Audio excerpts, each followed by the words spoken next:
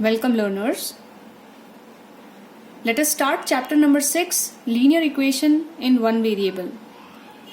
In previous video or in previous videos, we have studied what are polynomials. Let us take a polynomial, say 4x minus 5y plus 7. This is a polynomial. Equation वो होगी जिसमें एक polynomial के साथ में equals का sign आ जाए.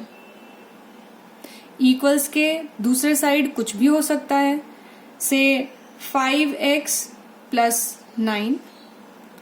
कहने का मतलब यह है कि इक्वेशन एक ऐसा एक्सप्रेशन होता है जिसमें एक इक्वल का साइन होगा.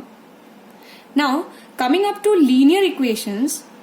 लीनियर इक्वेशंस वो होंगी या ऐसा पॉलिनॉमियल जिसमें डिग्री 1 होगी. So any equation with degree 1 will be called as a linear equation. 4x minus 5y is equals to 7. This is an equation. I have an equal sign in it, and the degree of all the variables or of all the terms is 1. Hence, the degree of this equation is 1. This will be called as a linear equation.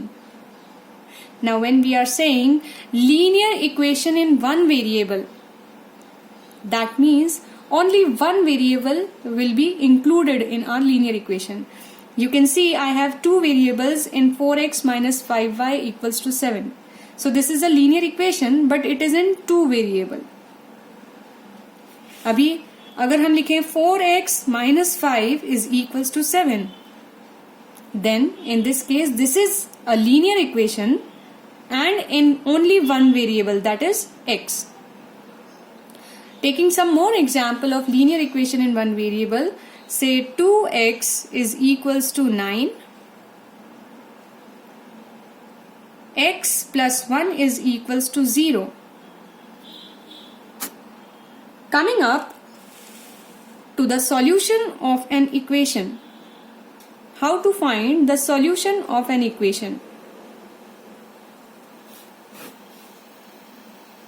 We'll take up trial and error method in this video.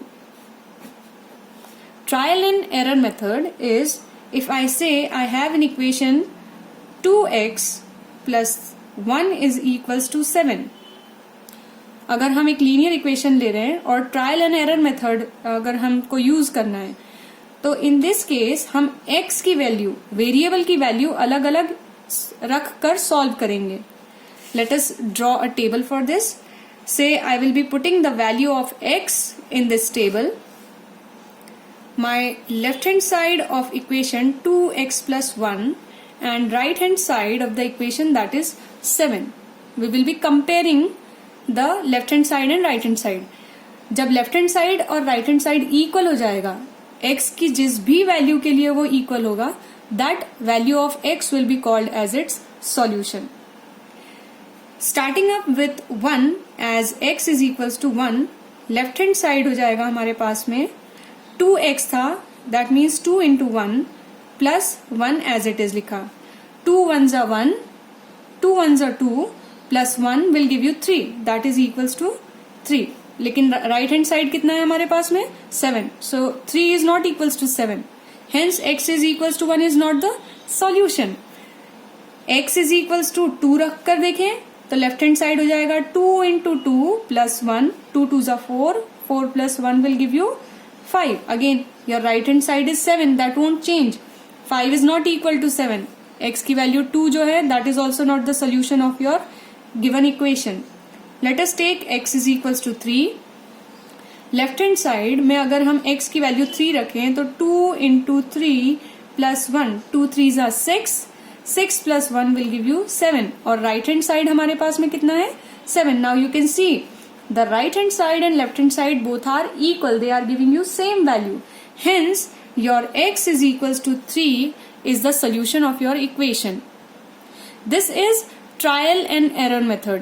हम x की अलग अलग values को try करते हैं और किसी value पे हमें एरर मिलती है इसी तरीके से हम ट्राई करते जाते हैं और हमें किसी पर्टिकुलर वैल्यू पे हमारा सॉल्यूशन मिल जाता है. This is called trial and error method. Moving on to rules for solving an equation. अगर हम कोई भी इक्वेशन लिख रहे हैं तो उसे सॉल्व करने के कुछ रूल्स होंगे. द फर्स्ट रूल इज, अगर हमें कोई इक्वेशन दी है तो हम उस इक्वेशन के दोनों साइड पर सेम वैल्यू को ऐड कर सकते हैं. से I am adding +10, it won't change. उसकी वैल्यू चेंज नहीं होगी, ये इक्वेशन गलत नहीं होगी.